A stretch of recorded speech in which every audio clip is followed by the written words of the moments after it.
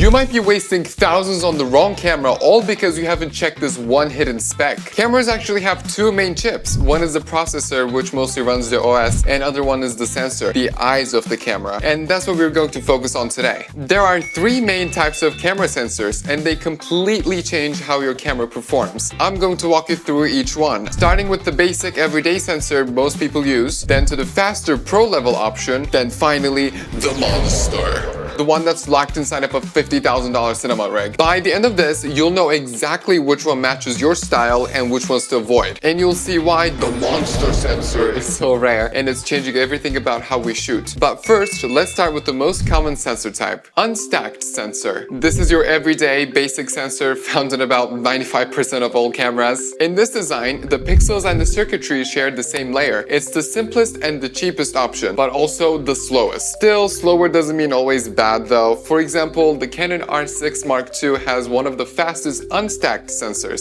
Now we step up to the stacked sensor. Think of this like a burger. The pixels on the top, fast memory in the middle, and processing chip at the bottom. That stacking shortens the distance data travels, so it's much faster. You'll find these in more expensive prosumer level cameras like the Canon R5, R3, R1, Sony A7S III, FX3, A1, aka all the ones you can't afford.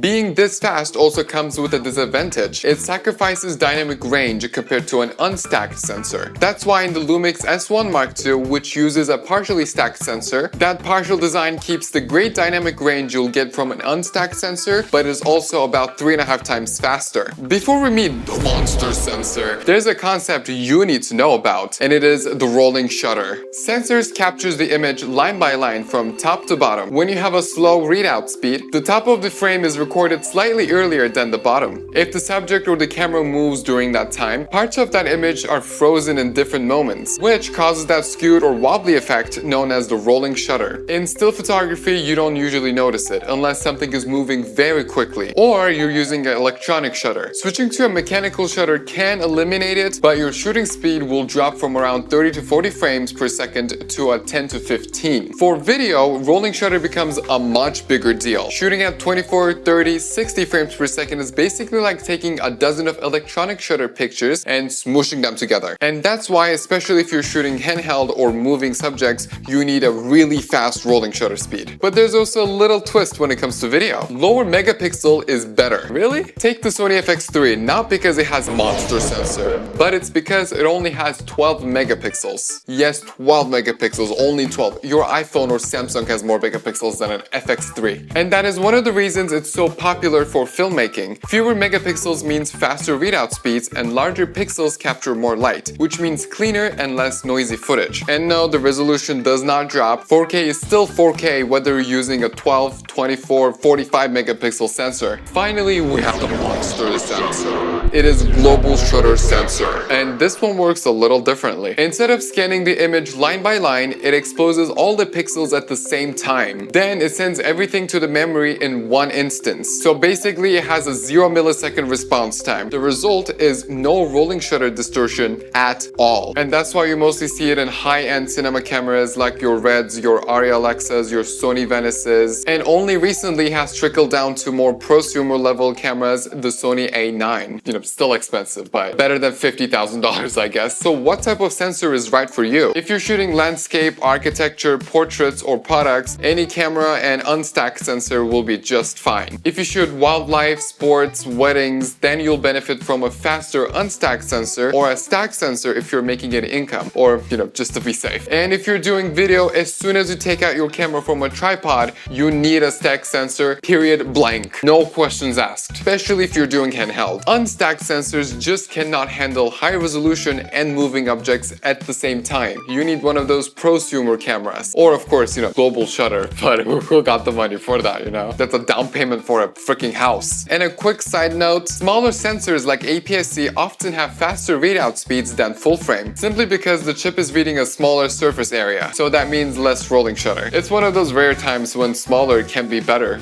And also the resolution you shoot at affects the rolling speed. And I can demo this here real quick. I have a pretty old camera, I have a Canon RP. For videos, I have to shoot at 1080p just because of this. Like take this plastic toy for example. When I move it around, it's pretty straight, you know? I can move it slowly or faster to see the difference. And now I'm gonna switch it to 4K, which this camera just sucks at doing. You'll see why. It's gonna be zoomed in a little, don't be scared. And now we're shooting at 4K. It is the same stick that I have, and when I move it around, yeah.